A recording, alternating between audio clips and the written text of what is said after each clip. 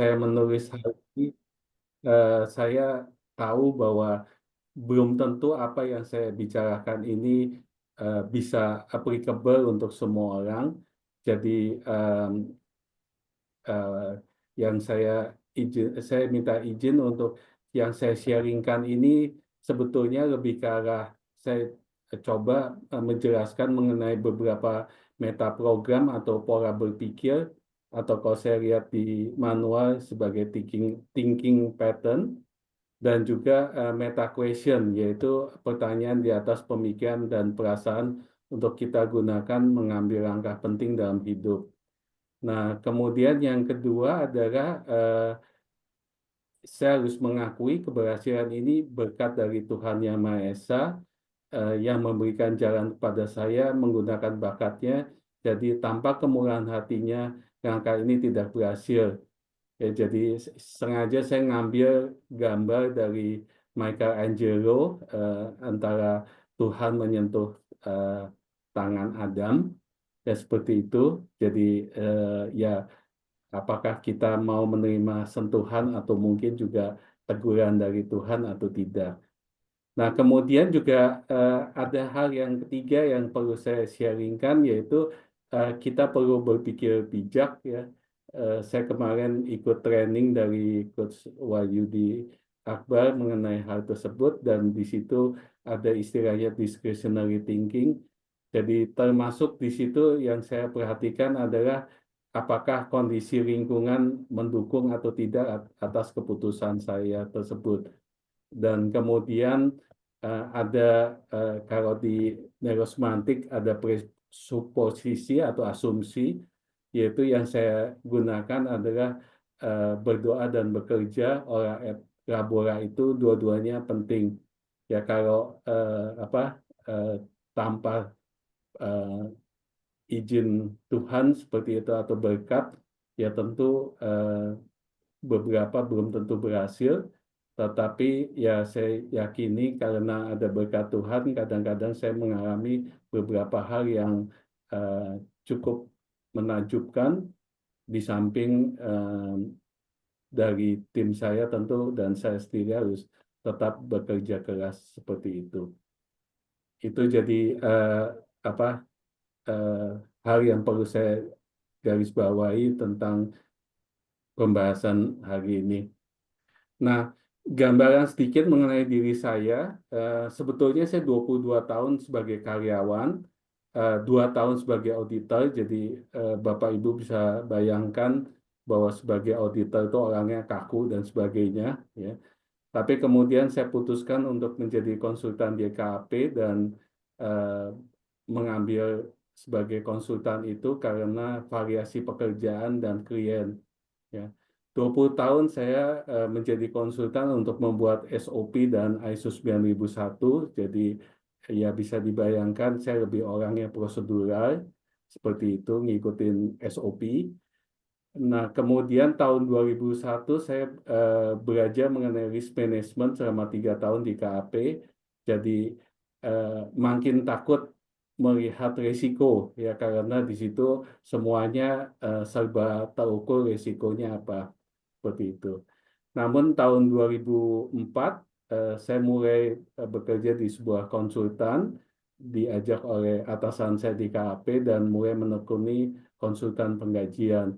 Nah, di situ sebetulnya saya nyaman bekerja sebagai konsultan profesional karena di situ saya hanya mengurusi klien dan bagian operasional saja seperti itu. Nah, jadi Ibu Bapak bisa bayangkan bahwa sebetulnya selama itu saya tidak pernah bermimpi untuk menjadi usaha sendiri karena orang tua saya pun juga eh, lama bekerja seperti itu.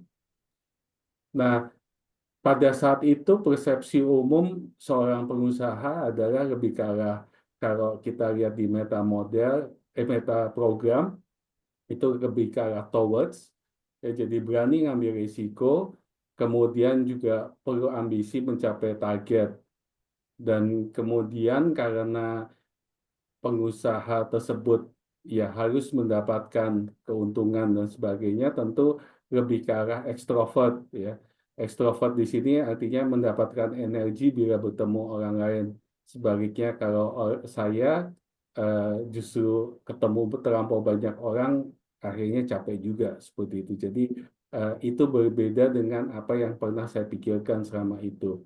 Ya, jadi itu kenapa selama itu saya nggak berpikir jadi pengusaha karena persepsi saya ya lebih ke arah towards dan ekstrovert tersebut. Tapi tahun 2013 ada dua buku yang mengubah hidup saya, yaitu Good to Great yang ditulis oleh Jim Collins dan ditulis berdasarkan riset perusahaan-perusahaan di Amerika.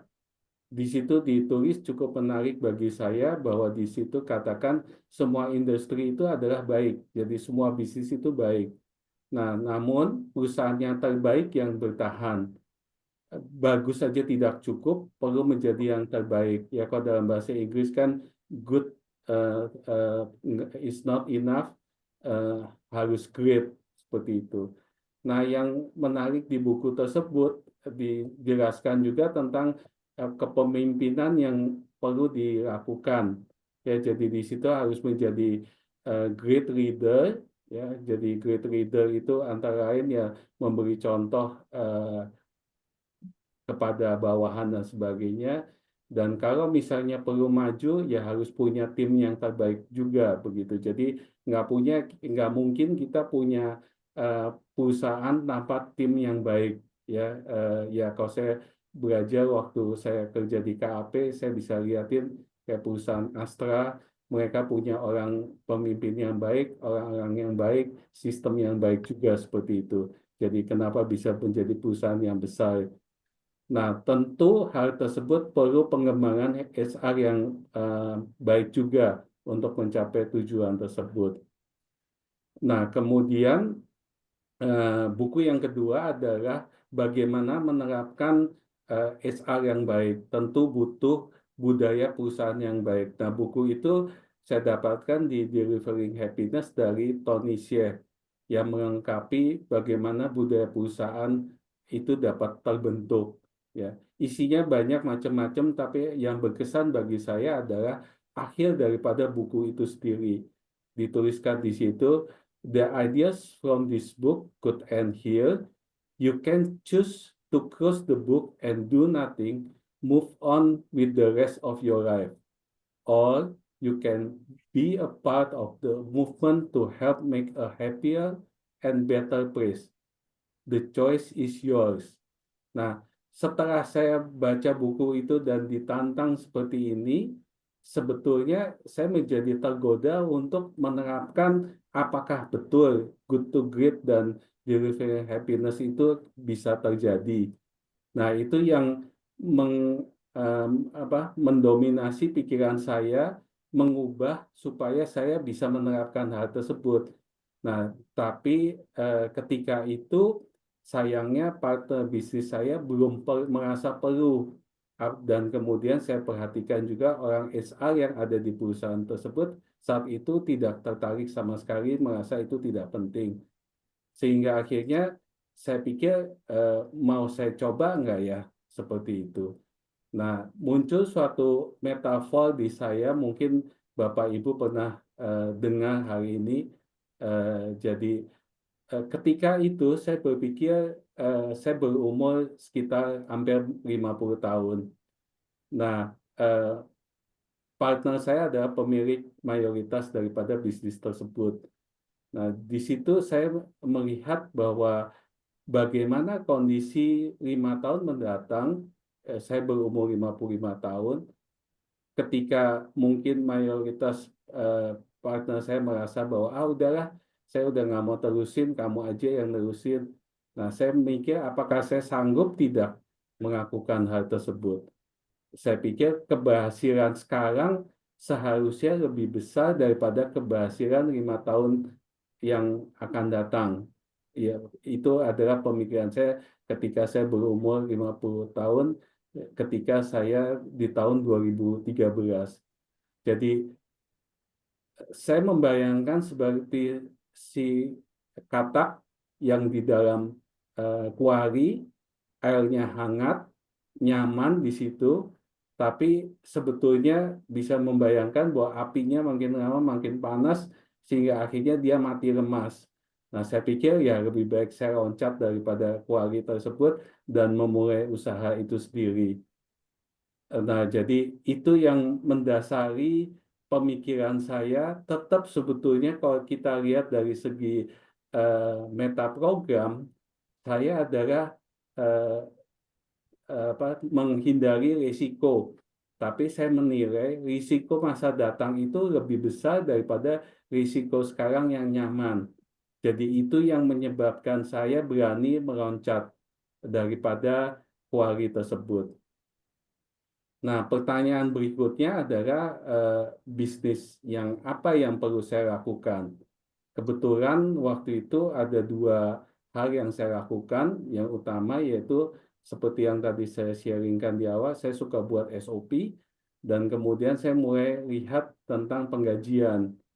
Nah, itu analoginya bagi saya waktu itu adalah membuat SOP itu seperti pemburu atau hunter yang mencari binatang, ya kadang dapat, kadang enggak, sehingga kenapa kok tim payroll yang seperti petani sayur bisa mendapatkan sayur setiap hari. Saya lihat produktivitas daripada tim payroll tersebut itu lebih baik dibandingin tim saya yang membuat SOP. Sehingga akhirnya kepikir saya, ya tinggal kita lebih banyak klien saja. Analoginya seperti saya buka restoran bakmi, kemudian kalau saya bisa menjual mangkok lebih banyak, ya tentu bisnis menjual bakmi itu ya analoginya sama saya menghitung gaji karyawan yang saya hitung makin banyak, ya akan menjadi lebih menguntungkan. Seperti itu. Itu yang mendasari saya untuk akhirnya memilih, oke, karena saya juga memang suka menghitung, eh, memahami pajak dan sebagainya, akhirnya saya ikut dalam memilih untuk eh, payroll outsourcing tersebut sebagai bisnis saya. Berikutnya adalah eh, setelah itu saya merasa bahwa menghitung gaji itu menjadi tujuan hidup saya. Ya, untuk mengaktualisasi diri dengan membangun suatu perusahaan dengan membentuk SDM yang lebih baik. Karena di situ saya bisa membuktikan dengan budaya kerja yang baik akan menghasilkan perusahaan yang baik juga. Namun kepikir namanya apa seperti itu. Kebetulan nama anak saya yang pertama adalah Widya karena dulu saya percaya bahwa pengetahuan itu penting. Nah, cuman akhirnya saya memilih ya Widya Presisi Solusi karena ingin menjadi konsultan yang memberikan solusi yang tepat berdasarkan pengetahuan. Nah, di situ saya minta izin kepada istri saya apakah oke tidak membuat bisnis tersebut karena sangat berisiko dan juga meminta izin kepada partner saya untuk memisahkan diri untuk berdiri sendiri seperti itu. Ya, jadi saya lihat dari WPS tersebut bisa memberikan berkah dan membentuk SDM yang lebih baik di Indonesia melalui budaya kerja yang baik. Kemudian sengaja lambangnya adalah eh, seperti senyum karena saya merasakan orang itu ketika gajian biasanya adalah waktu yang ditunggu-tunggu ya. Pasti semua orang senang dikasih uang. Nah, itu yang saya perhatikan bahwa ya saya memberikan senyum kepada karyawan karena setiap orang pasti gembira ketika menerima gajinya yang benar dan tepat waktu. Dan kemudian secara eh, yang lebih besar itu ya saya merasa bisa berkontribusi dengan menghitung pajak yang benar seperti itu. Jadi itu adalah kalau kita belajar di neurosemantik, saya menemukan big why daripada keputusan saya untuk membuka usaha sendiri itu. Nah, kembali ke meta program yang ada dalam diri saya, eh, saya tetap sama-sama sebagai orang yang away from dan detail, ya. Nah, away from tersebut saya lihatin berguna karena saya merencanakan bisnis tersebut dengan membuat proyeksi pendapatan biaya, termasuk biaya sewa, gaji diri sendiri, dan sebagainya. Hal tersebut membantu saya untuk meyakini bahwa keputusan tersebut adalah keputusan yang tepat. Ya, apalagi ketika saat itu tiba-tiba ya saya bersyukur bisa dapat satu klien tambahan yang cukup untuk menutup biaya sewa daripada yang harus saya bayarkan. Namun ya perlu disadari namanya bisnis itu penuh risiko. Baru 1 tahun berjalan, ternyata 6 klien yang saya miliki, 3 kliennya sudah keluar ya. Jadi macam-macam alasannya, ada yang perubahan manajemen, merasa bisa diurus sendiri dan sebagainya. Nah, jadi apa yang tadinya direncanakan itu tidak bisa terrealisasi. Nah, namun akhirnya saya lihat secara positif bahwa ya Tuhan itu baik kepada saya. Waktu di awal dikasih satu klien tambahan supaya saya semangat, tapi ya habis itu pesannya ya ya kerja keras saja kamu terus ya supaya ya lebih baik lagi. Dan di situ saya menemukan bahwa konsep keuangan yang namanya portofolio, yaitu mencari lebih banyak klien supaya tidak rugi. Ya, jadi di sini saya gambarkan ya kalau kita punya keranjang berisi telur, jangan taruh di dalam satu tempat, tetapi ya telurnya perlu banyak, keranjangnya perlu banyak juga. Itu yang saya maknai dengan portofolio tersebut. Nah, dua hal yang perlu saya perbaiki dari diri saya adalah mengenai introvert itu sendiri.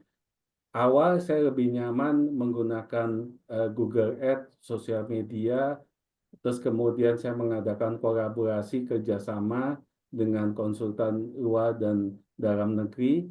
Nah, tapi saya mulai membuka diri dengan networking, ya belajar melalui CHLP, dari CHLP dikenalkan mengenai coaching dari teman-temannya, salah satu Putri yang juga masih aktif di MetaCoach, dan juga akhirnya mengenal neurosemantik ini. Sehingga akhirnya di situ belajar coaching itu membantu saya untuk memahami klien dan bernegosiasi selain di dalam internal tim itu sendiri. Nah, hal yang lain yang sangat saya perhatikan adalah yang awalnya lebih ke arah prosedural, dengan adanya banyak tantangan, ya mau nggak mau perlu opsional, ya cari alternatif solusi. Tidak hanya berdasarkan prosedur ya, yang ada, tetapi ya kita dalam berbisnis, karena tantangan itu selalu ada, kita cari solusinya apa menghadapi rencana yang tidak sesuai. Ya, kalau orang bilang ada plan A, plan B, plan C, ya selalu itu yang ada di kepala saya. Jadi ya tidak ada satu alternatif, atau orang suka bilang ya banyak jalan menuju Roma, satu gagal ya kita coba yang lain.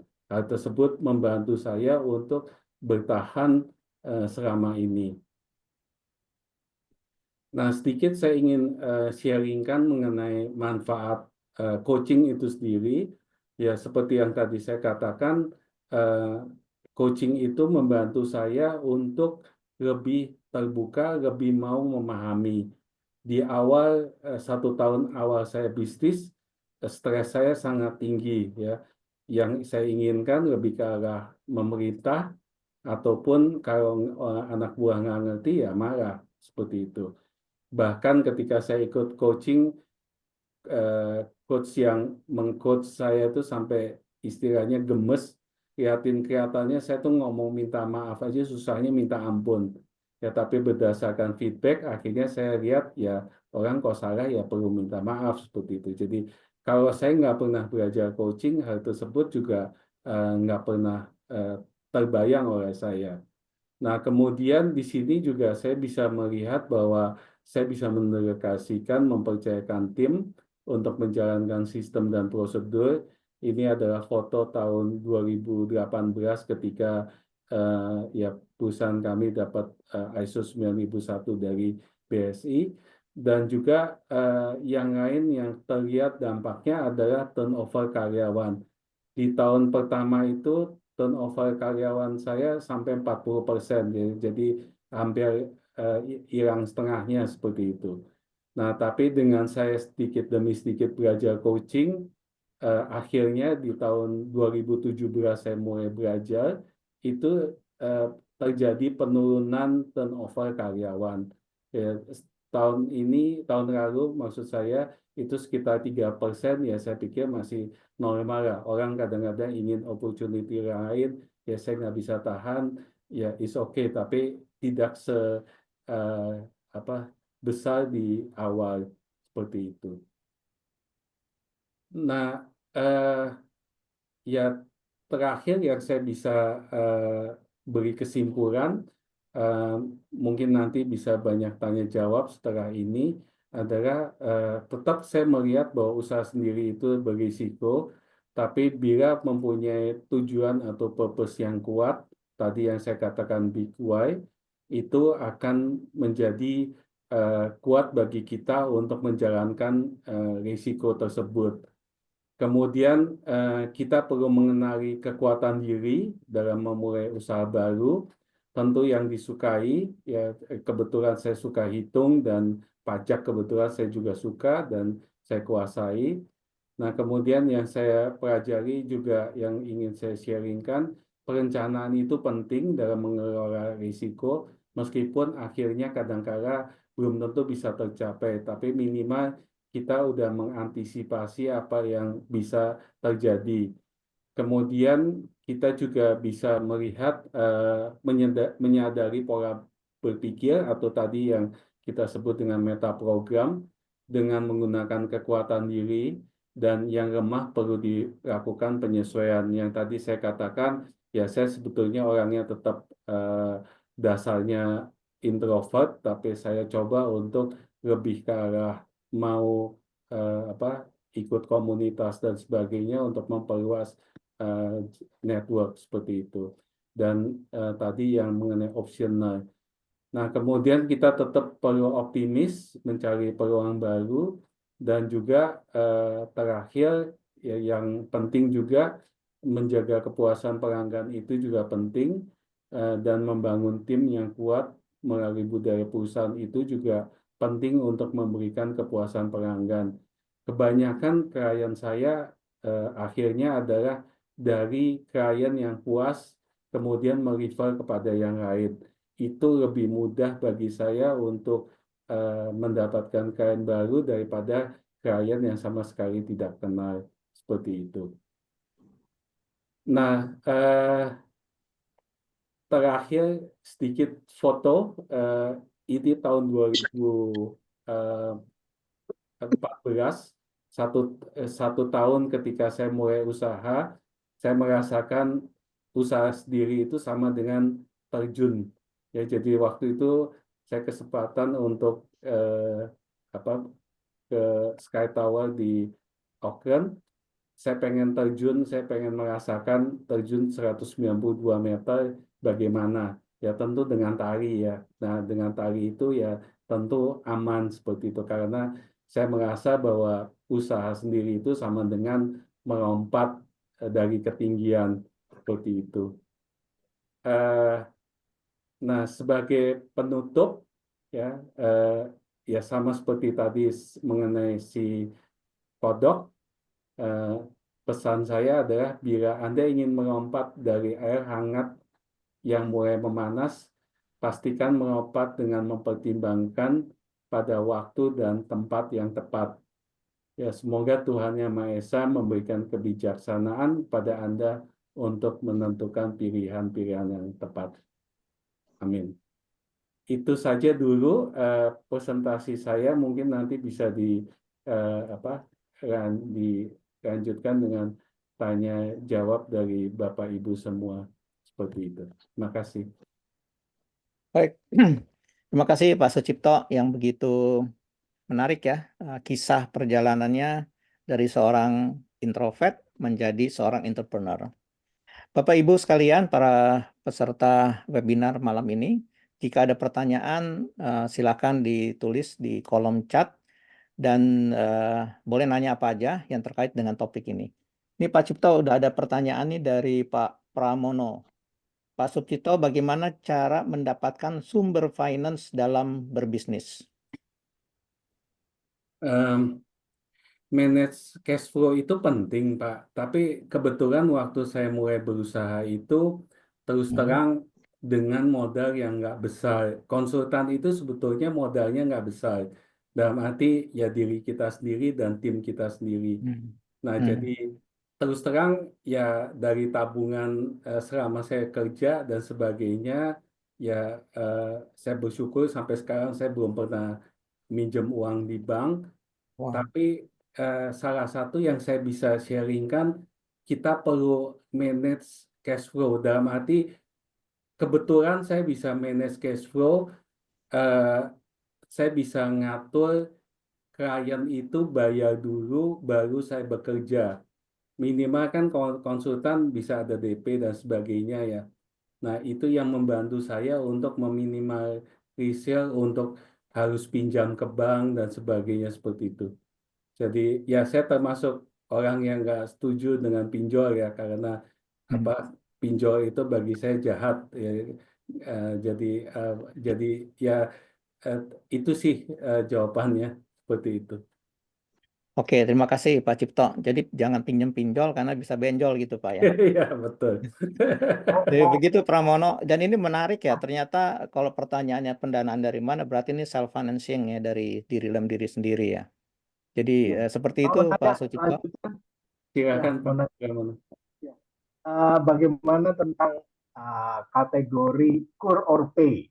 Jadi saya kan mau mencoba satu metodologi baru nih dalam latar belakang saya oil and gas, lalu ada mineral segala macam.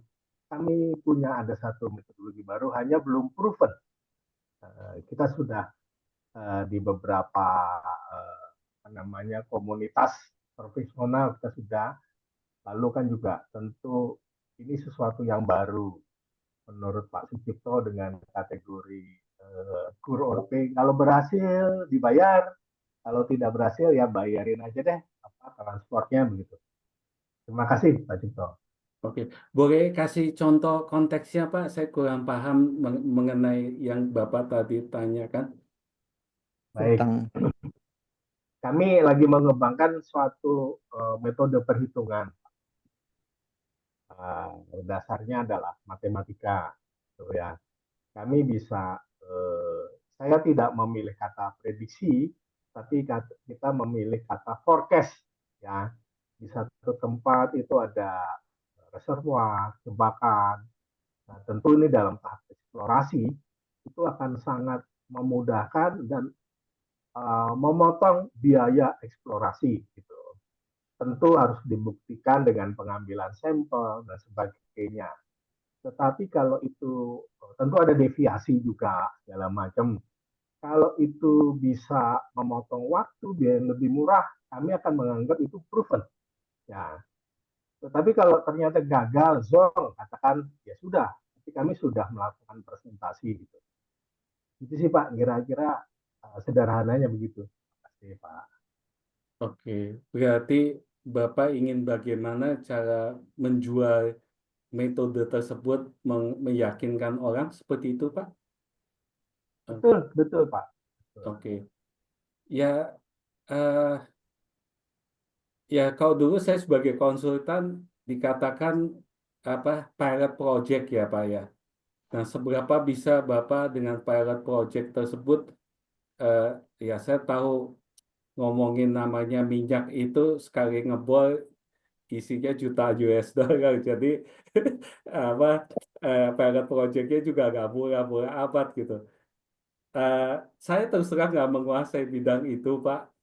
Tapi ya mungkin tadi ya saya bilang kerjasama dengan orang lain dan sebagainya itu sangat sangat penting sih.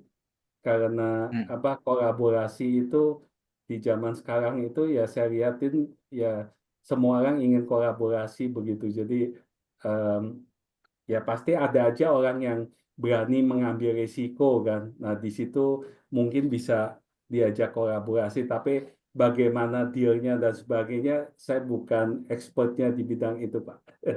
Itu yang perlu saya jelaskan. Ya. Oke, baik, Terima kasih. Pak Pramono ya. Terima kasih atas Ya, betul. pertanyaan dan sumbernya. Jadi kalau kita lihat sekaligus mungkin bisa merefer apa yang dijelaskan oleh Pak Sucipto, bagaimana beliau ini dalam judulnya kan tadi adalah cara seorang introvert mengubah kecemasan. Nah, pertanyaannya dari kami untuk penasaran ini Pak Cipto ya, kecemasan yang dimaksud itu kecemasan tentang apanya? Apakah kecemasan dari cara bekerjanya? Apakah kecemasan untuk menjadi seorang entrepreneur? Seperti tadi pertanyaan Pak Pramono, ya bagaimana untuk bisa menjadi entrepreneur? Ya, kebetulan kan saya lebih ke arah apa menghindari risiko. Nah, ketika Oke. saya melihat bahwa masa yang akan datang itu ternyata tidak baik-baik saja, dalam arti sekarang memang nyaman, tapi di kemudian itu tidak baik-baik saja, itu merupakan kecemasan saya. Sehingga Oke. akhirnya ya seperti yang tadi dianalogikan si kodok tadi, si katak, daripada saya nanti mati lemas 5 tahun mendatang, mendingan saya loncat sekarang, mumpung saya ya saat itu merasa lebih kuat daripada 5 tahun mendatang begitu. Jadi Oke. kecemasan si kodok nggak bisa loncat, Pak. Kecemasan kodok nggak bisa lompat ya. Bukan dibikin ya jadi Swiki gitu. Nah, pertanyaannya adalah dari saya tentunya penasaran juga dari teman-teman nih. Apa yang membuat eh, Pak Cipto itu bisa memutuskan gitu? Oh, berarti karena 5 tahun tidak baik-baik saja, saya harus seperti apa? Apakah tadi sejak membaca buku dari 2013? Apakah sejak mengikuti coaching atau karena apa? Eh, ya, tentu waktu itu masih dua buku itu ya Hmm, yang membuat saya ini buku bisa diterapkan nggak sih? Karena kok menarik banget, nggak ada industri yang jelek dibilangin di buku itu kan. Berarti sebetulnya bisa jalan selama kita menjadi yang terbaik di industri tersebut. Nah, dan kemudian budaya perusahaan itu penting. Nah, itu yang membuat saya penasaran aja. Masa sih saya nggak bisa buktiin bahwa buku itu benar? oke. Itu yang memotivasi saya. Tapi memang ternyata setelah itu nggak semudah yang dibayangkan. Coaching itu sangat membantu saya untuk ya banyak membuka apa ya, mengubah pandangan saya ya termasuk Bumai dan sebagainya. Saya ikut coaching di MetaMind, akhirnya banyak mengubah saya untuk ya termasuk berani mengambil keputusan juga seperti itu. Oke. Nah, saya tambah penasaran nih, Pak. Kalau kita bicara meta coach kan tentu perjalanannya kan ada beberapa tahapan. Kita lihat ada APG. Kemudian saya juga pernah sekelas dengan Pak Cipto ya di APG, di NLP Prac, di Master Prac. Nah, dari journey itu, Pak, bagian mana yang memang membuat akhirnya Pak Cipto, oh, saya menemukan diri saya dan menemukan big why saya. APG itu sangat menarik bagi saya Hmm, karena apa istilahnya self coaching kan, dan beberapa pattern yang ada itu ya terus terang beberapa berguna bagi saya. Saya ingat 2 kali ikut offline, 2 kali ketika itu saya harus memutuskan, pertama misalnya bagaimana cara saya beli kantor dari tadinya sewa, terus bagaimana saya perlu untuk ekspansi. Nah, saya masih ingat apa Swift pattern yang hmm, timbang-timbang itu iya. membantu saya untuk berpikir mana keputusan apa yang saya harus ambil seperti itu. Hmm. Karena eh, ya ya hal tersebut ya kadang-kadang saya tanya ke anak buah saya yang saya suruh ikut juga bingung juga kok bisa ya seperti itu orang berpikir begitu. Sehingga bagi saya sekarang ya sebisa mungkin orang yang udah setahun 2 tahun di kantor saya ikutan APG, meskipun saya bukan coach yang baik, tapi minimal mereka bisa self coach sendiri lah seperti itu. Oke, jadi Bapak Ibu sekalian, APG itu adalah Assessing Personal Genius. Itu adalah flagship dari neurosemantik dan setiap meta coach perlu dan harus, ya kan harus saya biasa didenda sama Bumar, jadi saya pakai perlu. Tapi kalau bilang perlu orang ragu, jadi perlu dan harus. Ya gocap-gocap jadi seri ya. Itu memang adalah flagship dari neurosemantik dan tadi disampaikan bahwa menemukan ya pada saat melakukan decision ya. Ya seperti itu. Nah, pertanyaan berikutnya adalah atau ada teman-teman ada pertanyaan lain? Pak Hertanto ada Silakan. pertanyaan di chat? Belum ada di Di chat. chat ada? Oh, ada nih satu dari Pak Herstanto. Bagaimana membangun rasa percaya diri saat kodok melompat pada posisi yang tepat dari kecemasan yang ada dan apa yang diharapkan 5 tahun setelah terjun dalam dunia bisnis? Bagaimana membangun rasa percaya diri jadi sang kodok tuh? Sang kodok akhirnya mau melompat dan bagaimana apa yang diharapkan ekspektasinya itu dalam bisnis 5 years plan-nya Bapak setelah melompat itu seperti apa? Ya, tadi salah satunya adalah bikin rencana bisnis itu membantu saya istilahnya punya modal untuk minimal ya kalau mungkin baru berusaha bisnis kayak ada kecil-kecilannya dulu ya. Nah waktu itu kan saya udah punya istilahnya 5 klien, 6 klien awal begitu.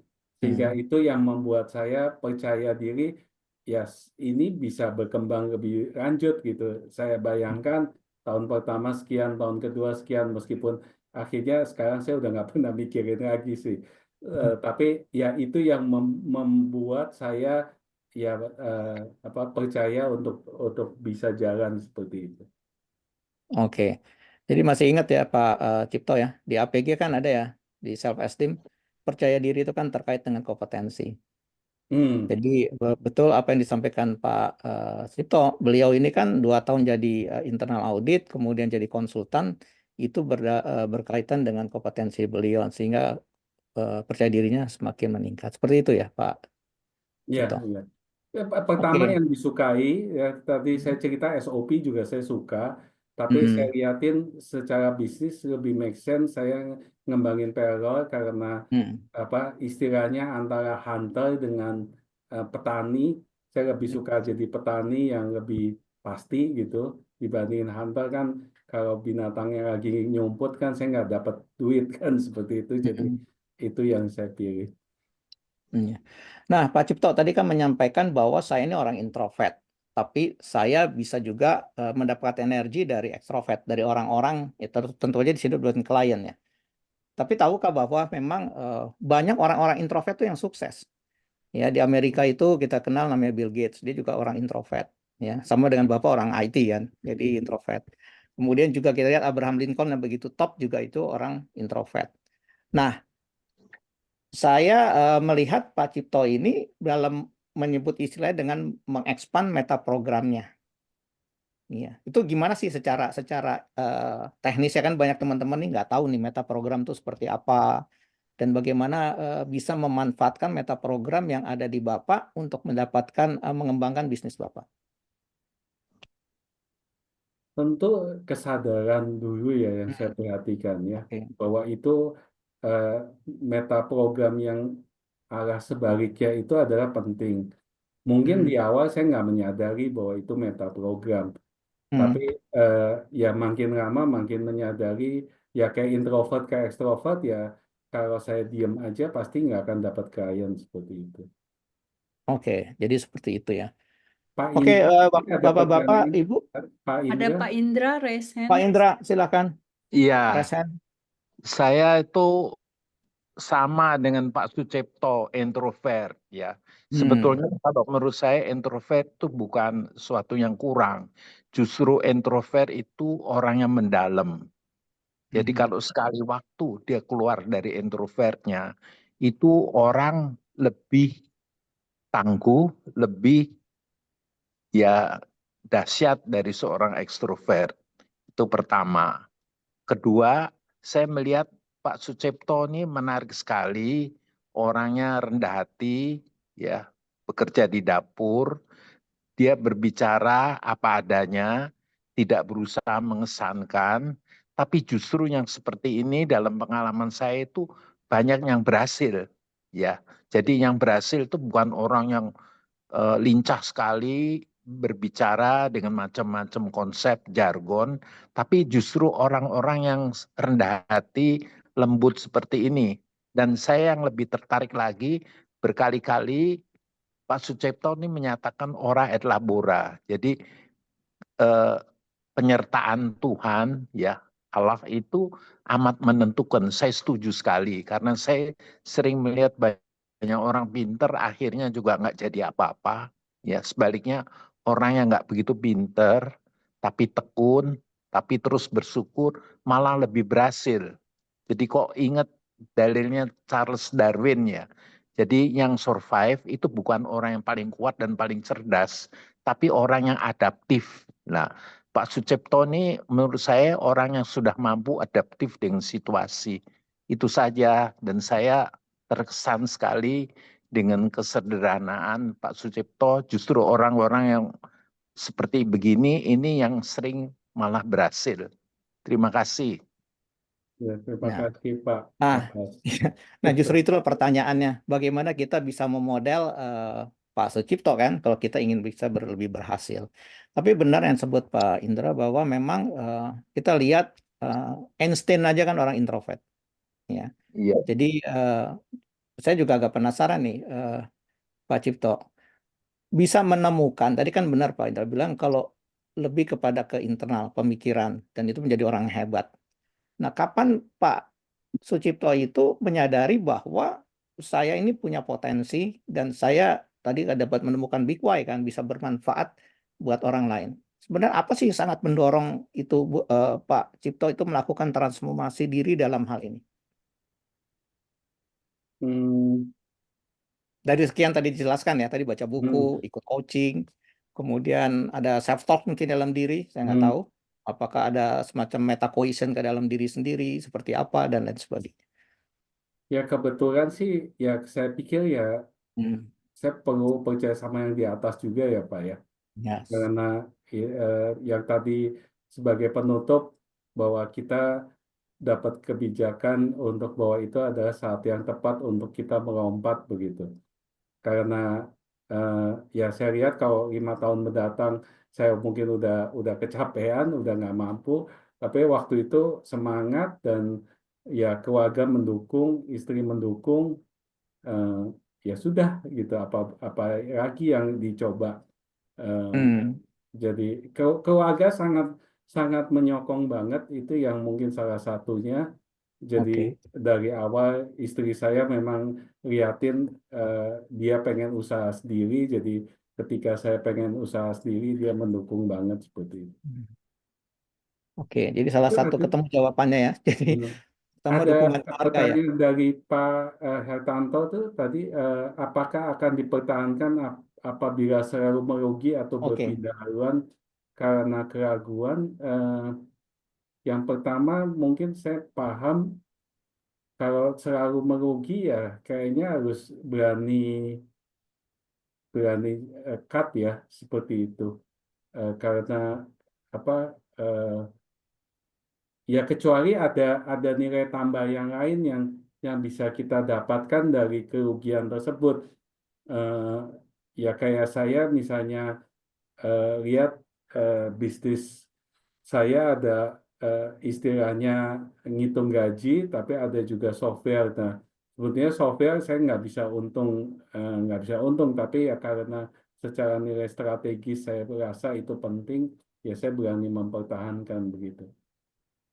Berpindah haluan karena keraguan mungkin boleh dijelaskan Pak Hertanto, saya nggak paham maksudnya. Oke. Silakan Pak Hertanto open mic. Oh, begini Pak, saya juga introvert Pak. Cuma ini anggap sebenarnya miloring aja sih.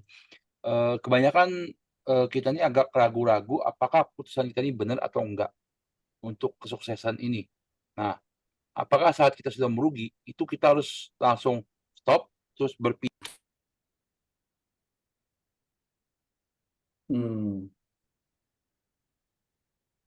Jawabannya tergantung ya Pak ya. Perlu diskusi panjang, saya nggak bisa bilang ya atau tidak. Kalau misalnya ini kemarin saya ketemu orang pilot AirAsia, mungkin saya bisa sharing hal tersebut ke di sini. Dia bilang AirAsia 3 bulan dapat satu rute yang rugi terus dia tutup seperti itu. Saya pikir ya itu make sense juga sih karena ya dia coba, tapi kalau misalnya 3 bulan nggak jalan, ya udah tutup. Tapi ya itu konteksnya kan penerbangan. Tapi saya pernah ikutan yang lain, ya juga sama sih.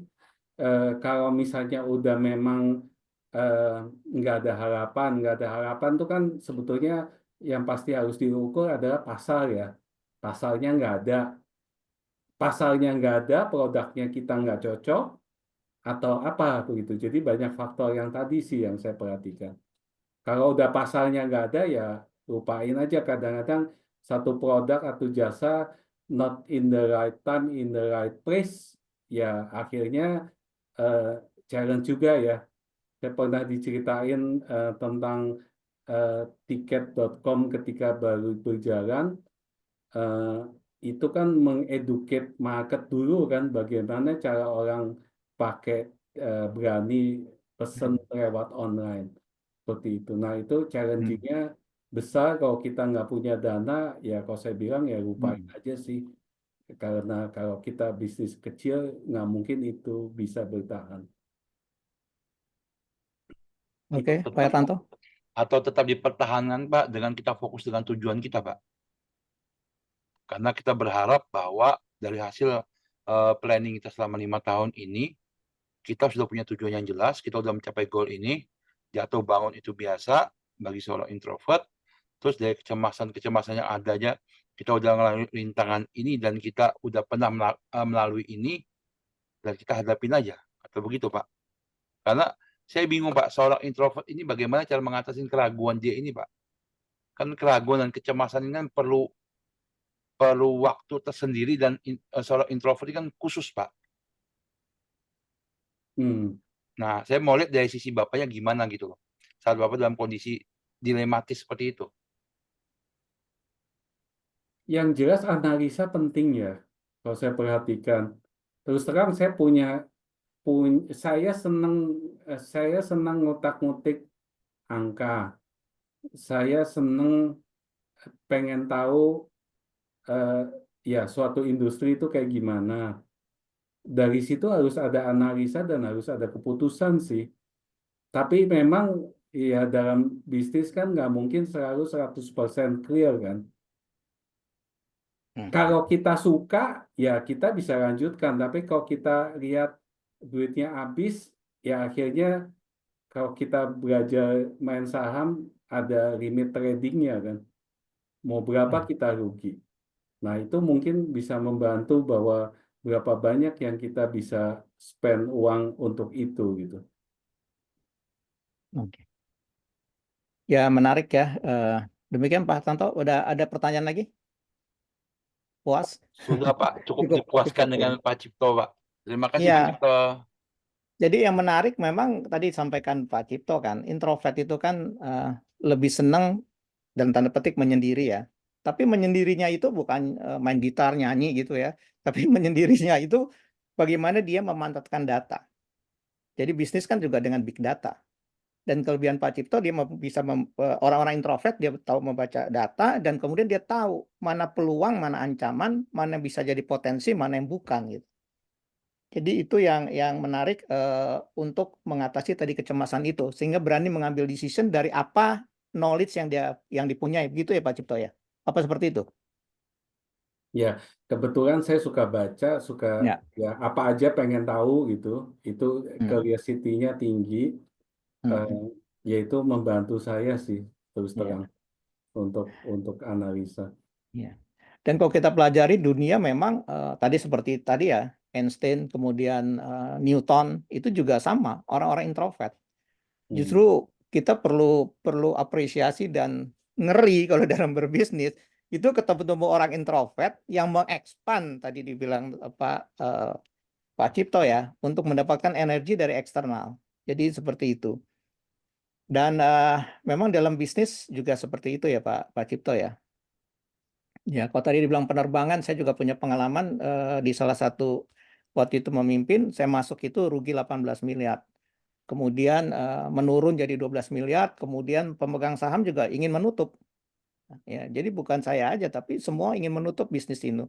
Tapi kembali karena percaya dengan ilahi, tadi base yang pertama kepada Tuhan kan, bahwa Tuhan sesuai dengan prasangkanya.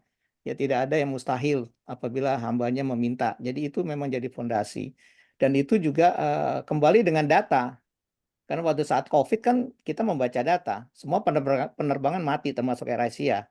Tapi kita tahu ya di dalam bisnis ke depan ekonomi akan tumbuh kalau penerbangan itu ada. Jadi punya hope, punya harapan.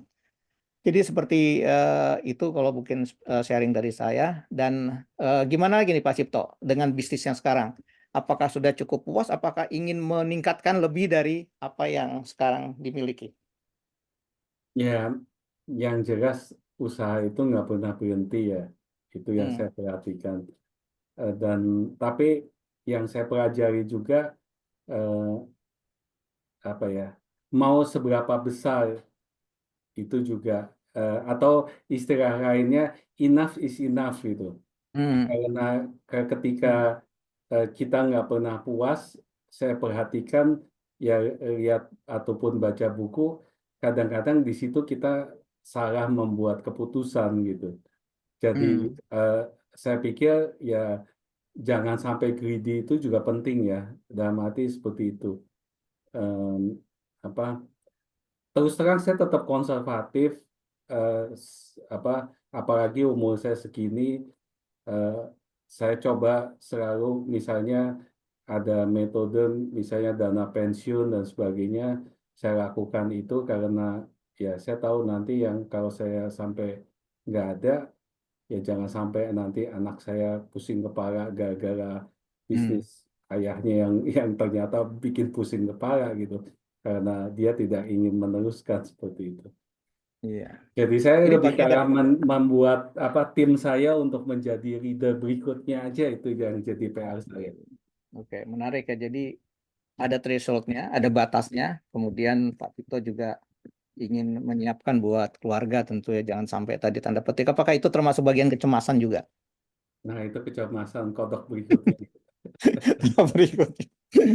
Oke, Bapak Ibu ada pertanyaan. Jadi bisnis memang seperti itu. Jadi sekarang tempat saya bekerja itu sebulan bisa dapat income 20 miliar. Jadi luar biasa. Bayangkan kalau waktu itu ditutup. Jadi pada saat saya meninggalkan udah mulai untung dan sekarang ya luar biasa. Jadi seperti itu. Ada lagi dari teman-teman, Bu Mariani mungkin ingin memberikan suaranya kangen juga nih pendapat ataupun masukan dari topik hari ini malam ini. Kangen juga sama Bu Mar. Di Korea nih Bu Mar. Udah ada di Kelapa Gading, Oke. Jakarta. Ya, menarik sih mendengarkan pemaparan Pak Sucipto dan saya setuju banget dengan Pak Indra. Dari awal saya mendengarkan cara penuturan tuh santai ya Pak Indra ya. Tidak ada yang meletup-letup gitu, tapi santai dan menuturkan tuh sangat low profile banget menurut saya. Low profile tapi high profit ya. Low profile dan satu ketulusan untuk berbagi. Jadi saya pikir ini salah judul ini saya bilang. Bukan soal introvert atau ekstrovert, tapi kerendahan hati beliau, ketulusannya. Dan ini yang menjadikan sukses dalam berbisnis. Saya setuju banget dengan Pak Indra. Kalau kecemasan semua orang punya lah ya, saya pikir ya. Dan how we cope with that gitu. Dan bagaimana Pak Indra tadi mengangkat tentang ora et labora dan selalu bersandar pada Sang Maha Kuasa, selalu pasti akan ada jalan. Jadi mau ekstrovert, mau introvert, introvert itu tidak salah, betul. Dan ekstrovert juga nggak perlu bingung. Waduh, aku salah nggak ya? Menurut saya ini salah judul nih Pak. Bukan soal introvert, ekstrovert saya bilang. Tapi kerendahan hati, ketulusan dan kalau mau bilang away from, memang sih selama ini kalau ngobrol sama Pak Sucipto selalu mengeluarkan cerita-cerita yang perlu dia hindari. Nanti kalau begini gimana? Nanti kalau saya udah usia sekian, ini gimana? Kelihatannya away from banget gitu. Tapi di sisi lain, away from towards kan satu sisi mata uang ya. Kelihatannya beliau away from, tapi beliau berpikir ke depan loh. Ya, kelihatannya nanti kalau saya nggak ada, udah mempersiapkan dana pensiun. Dana pensiun buat siapa? Dan supaya anak saya nggak susah, nggak repot ngurusin bisnis ayahnya yang dia tidak mau ngurusin. Tapi satu sisi kan dia juga melihat sisi lain yang diinginkan tuh.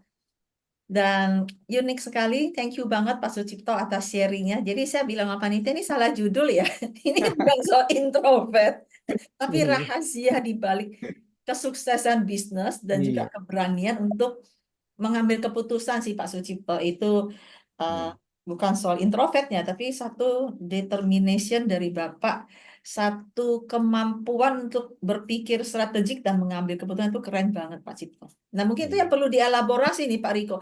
How do you know this is the time to move gitu ya? Nah itu kalau saya nanya gitu jawabannya apa Pak Cipto? Bagaimana Bapak tahu bahwa itu waktunya? Ketika mengambil keputusan saya perlu ini. Lalu kemudian sempat ya dari yang sempat join kemudian memilih akhirnya ke payroll kan. Jadi Bapak 2 kali sebenarnya kalau saya nggak salah dengar ya Pak ya. Nah, dari yang karyawan keluar join, lalu ketika join kemudian join lagi memilih payroll.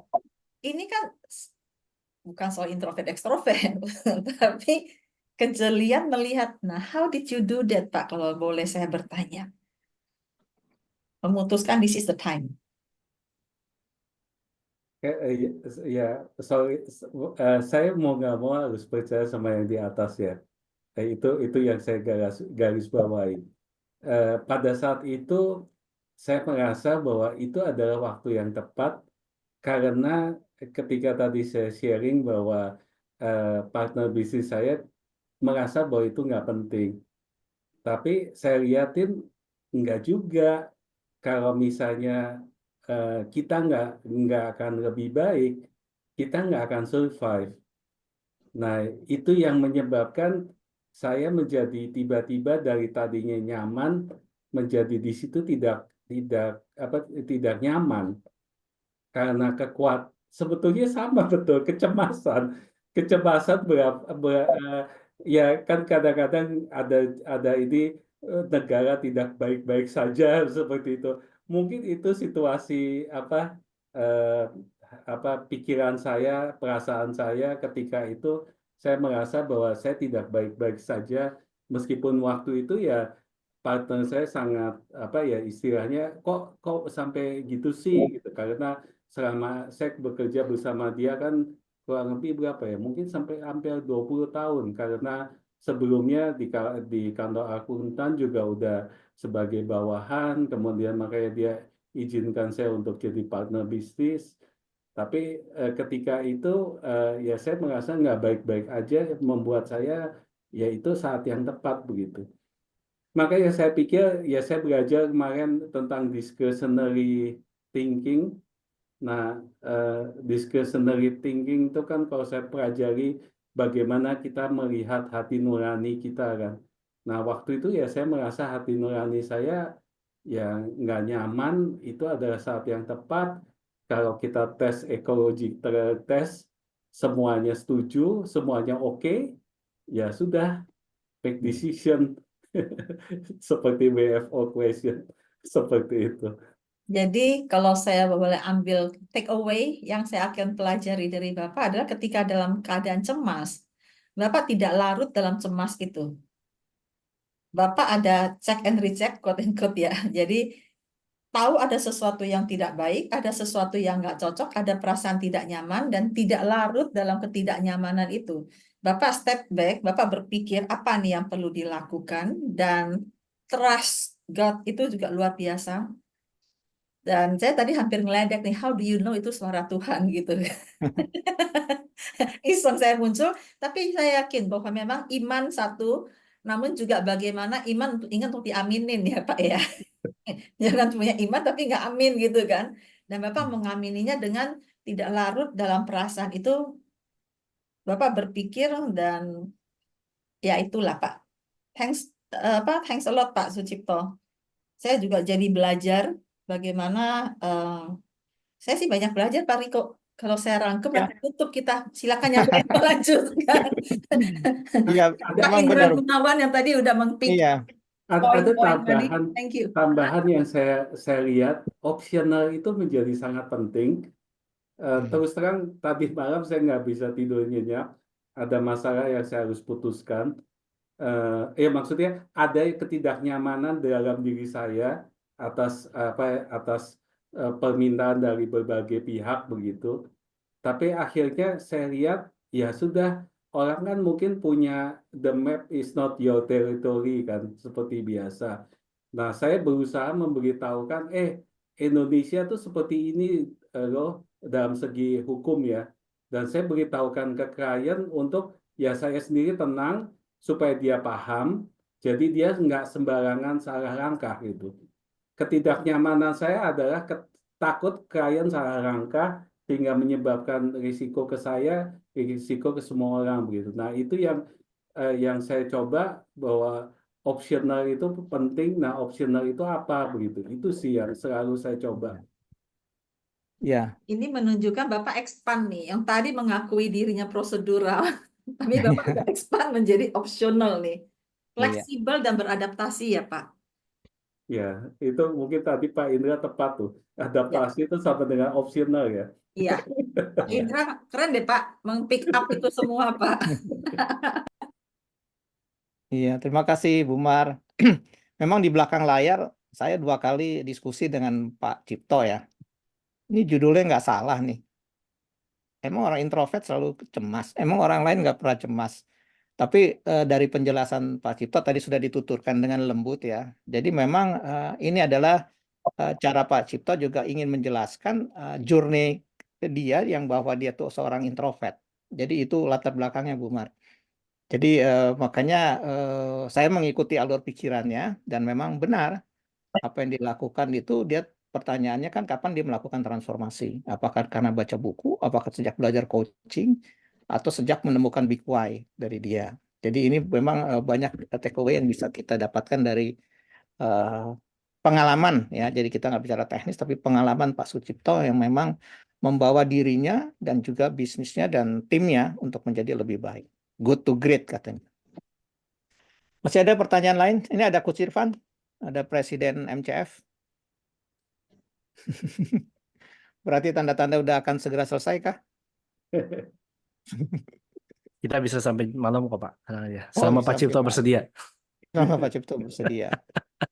Oke, jadi Pak Sucipto tadi bicara juga tentang, saya mungkin bahasanya terlalu ini ya, legacy lah buat kepada anak-anak dan juga pada tim memberikan keterlangsungan bisnisnya ke dalam tim. Apakah ini juga merupakan bagian dari perubahan yang Pak Cipto dapatkan, di mana sebelumnya mungkin tidak pernah berpikiran seperti itu? Ya, kebetulan memang background saya sekolah dulu sempat saya belajar teori organisasi ke orang manajemen itu belajar, dan bisnis itu ada siklusnya mulai awal sampai saturated dan sebagainya, dan cara leadership di situ juga diajarin harus bagaimana seperti itu. Ya, kalau kita bisa lihatin contohnya adalah seperti Apple ya, sampai Steve Jobs sampai di kick out ketika growth, tapi akhirnya balik lagi dan sebagainya. Itu kan contoh suatu organisasi yang ya kita lihat sangat baik ya untuk kita pelajari. Nah, hal tersebut yang sebetulnya kadang-kadang buat saya ya meskipun saya usaha kecil, tapi ya kenapa nggak pakai that theory gitu. Itu yang kadang-kala mendorong saya punya dorongan ya impresi seperti itu. Ya, mungkin kebetulan Pak Niko ada Pak Riko ada di Amerika. Satu hal yang saya belajar waktu di Amerika, dulu waktu saya di Indonesia baca buku sama praktek tuh nggak sama. Tapi ketika saya di Amerika, saya belajar apa yang ada di buku itu dengan prakteknya sama. Karena memang buku itu dibuat berdasarkan praktek di Amerika. Nah, kadang-kadang di Indonesia kita suka ya istilahnya nyeleneh. Apa aja ada aturan nggak usah dipatuhi gitu lah. Contoh yang umum kan. Contohnya kalau di Amerika ditulis don't trespass. Nggak ada orang yang berani lewat rumah yang nggak ada pagar karena hanya tulisan don't trespass. Di Indonesia sudah ada tulisan nggak boleh putar balik, motor semua pada balik begitu. Nah itu challenge-nya yang ada di Indonesia dengan saya belajar di Amerika. Tapi saya yakin suatu negara atau suatu society maju itu harus belajar dari apa yang ada dari teori yang baik begitu. Kalau kita nggak konsekuen dengan teori yang ada ya repot itu sih yang kadang-kala satu hal yang saya senang belajar dan ya bisa nggak jalan itu. Itu sih yang Oke. pengen saya sharingkan pas Pak Riko juga ada di Amerika. Pak Riko pasti memperhatikan itu juga. Oke, jadi apakah itu ingin dikatakan bahwa tadi membaca Good to Great sama Delivering Happiness ya, kemudian juga buku-buku neurosemantik itu kalau diterapkan benar itu akan menjadi dahsyat gitu. Iya Hmm, betul. Ya. akan begitu.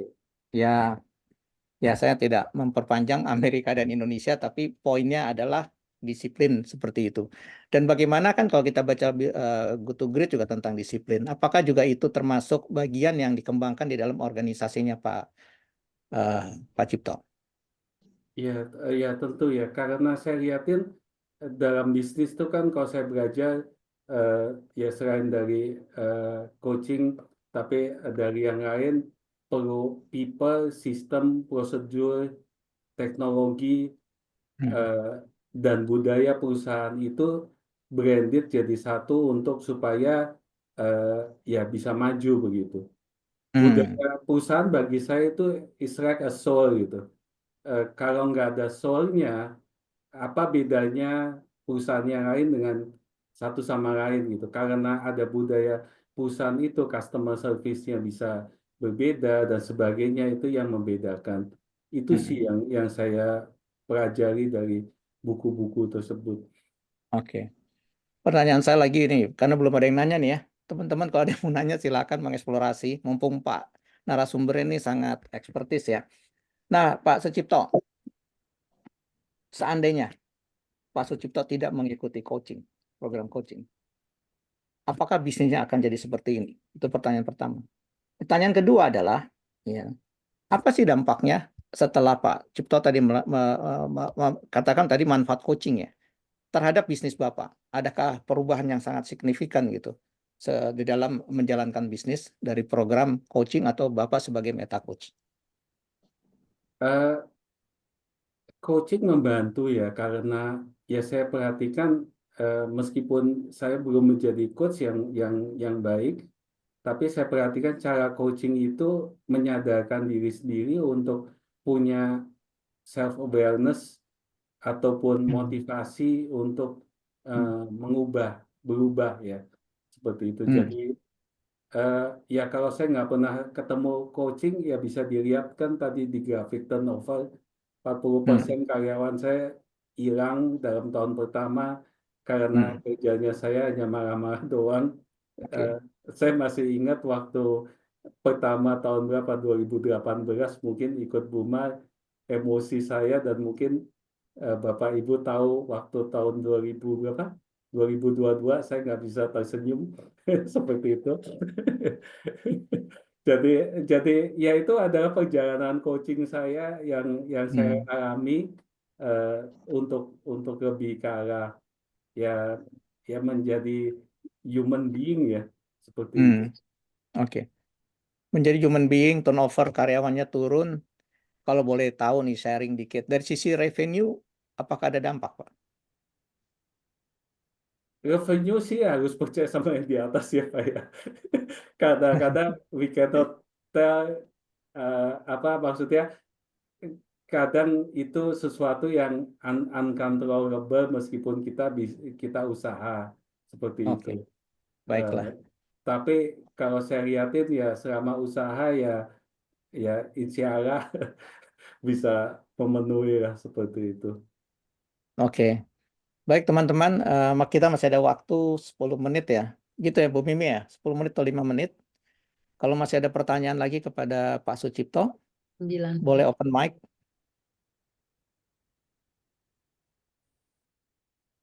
Ini dari Pak Pak Pramono. Pak Pramono, di chat Pak Pak. Pramono. Di chat ada ya? Mhm. Tadi.